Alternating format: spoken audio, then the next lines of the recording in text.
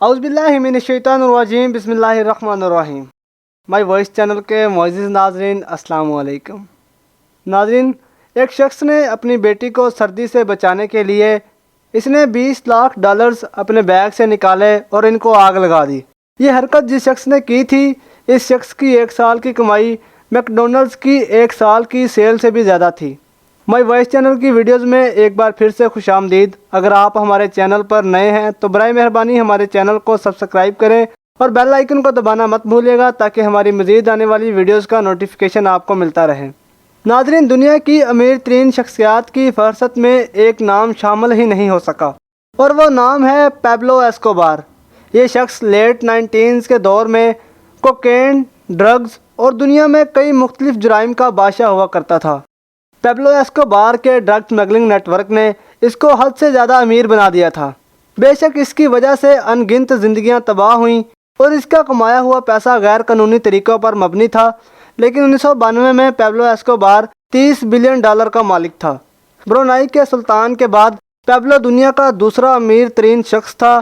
اگر Pablo Escobar آج زندہ ہوتا تو آج اس کے $30 بلین $58 بلین کے برابر ہوتے اور وہ دنیا کا 8واں امیر ترین انسان ہوتا۔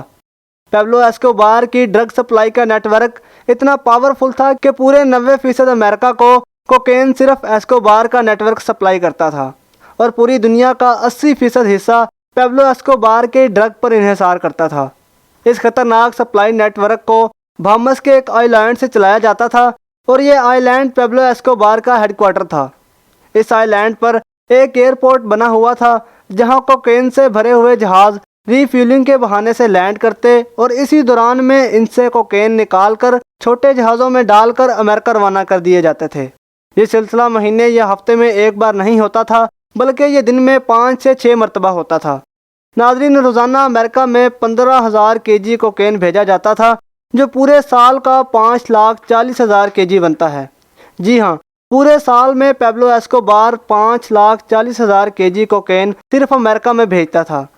اس وقت امریکہ میں صرف 1 kg کوکین کی قیمت $70,000 تھی، جس کا مطلب یہ ہے کہ ایک سال میں پیبلو ایسکوبار $378 بلین کی کوکین صرف امریکہ میں سیل کرتا تھا اور یہ پورے 16 سال تک چلتا رہا۔ تحقیقاتی اداروں کا ماننا تھا کہ جو کوکین ایسکوبار $70,000 فی kg کی فروخت کرتا تھا وہ پیبلو ایسکوبار کو صرف $5,000 کی پڑتی تھی۔ پیبلو ایسکوبار پائلٹس کو صرف ایک فلائٹ کا $5 لاکھ دیتا تھا۔ اس رشوت دینے کے بعد بھی ایسکوبار کو $60 ملین صرف ایک ہی دن میں بچتے تھے، جو سال کے $22 ملین بنتے تھے۔ ان پیسوں کے زیادہ ہونے کا اندازہ ایسے لگایا جا سکتا ہے کہ میک ڈونلڈز نے سال 2019 میں $21 بلین کی سیل کی اور پیبلو ایسکوبار کا 1980s میں ایک سال کا پروفٹ $22 بلین تھا، یعنی میک ڈونلڈز کی دنیا بھر کی سیل سے بھی زیادہ۔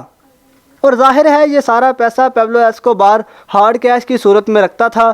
ان پیسوں کی گڈیاں بنانے کے لیے روزانہ $1,000 کے ربر بینڈز آتے تھے۔ $1,000 کے صرف ربر بینڈز یعنی مہینے کے $30,000 اور سال کے $3,65,000 کے صرف ربر بینڈ۔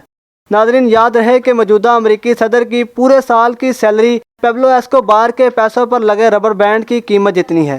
ظاہر ہے کہ اتنے زیادہ پیسے پیبلو ایسکوبار بینک میں تو رکھنے سے رہا تو ان پیسوں کی اسٹوریج کے لیے اس آئی لینڈ پر بہت بڑے بڑے گودام بنائے گئے تھے جن میں ڈرمز کے اندر یہ کیش اسٹور کیا جاتا تھا۔ اس اسٹور کیے گئے ان پیسوں کو 10% سالانہ یا تو چوہے کھا جاتے تھے یا پھر پانی کی وجہ سے گل سڑ جاتے تھے۔ یہ مانا جاتا ہے کہ پیبلو ایسکوبار روزانہ اتنا کیش کاؤنٹ نہیں کر سکتا تھا تو پیسوں کو وزن کر کے پیسے گنے جاتے تھے اور وزن کر کے ہی اس کی گڈیاں بنائی جاتی تھیں۔ ایک مرتبہ پیبلو ایسکوبار نے پولیس سے بچنے کے لیے میٹیلن کے پہاڑوں پر اپنے بچوں سمیت پناہ لے رکھی تھی کہ اس وقت اس کی بیٹی کو سردی لگ گئی تھی۔ پیبلو کے پاس اس وقت گرمی پیدا کرنے کا اور کوئی چارہ نہیں تھا تو اس نے اپنے بیگ سے $2 ملین کیش نکال کر اس کو آگ لگا دی۔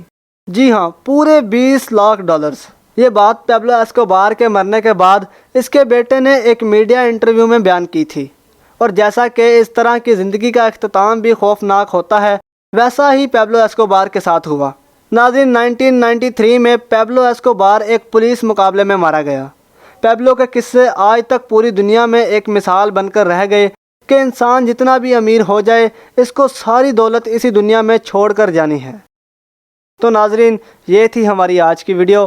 امید کرتا ہوں کہ آپ کے لیے کافی انٹرسٹنگ رہی ہوگی، لہٰذا لائک، شیئر اور کمنٹس کے ذریعے سے ہماری حوصلہ افزائی کرتے رہیے اور اپنے گرد و نواح کا خاص خیال رکھیے۔ ملتے ہیں اگلی ویڈیو میں، تب تک کے لیے اللہ حافظ۔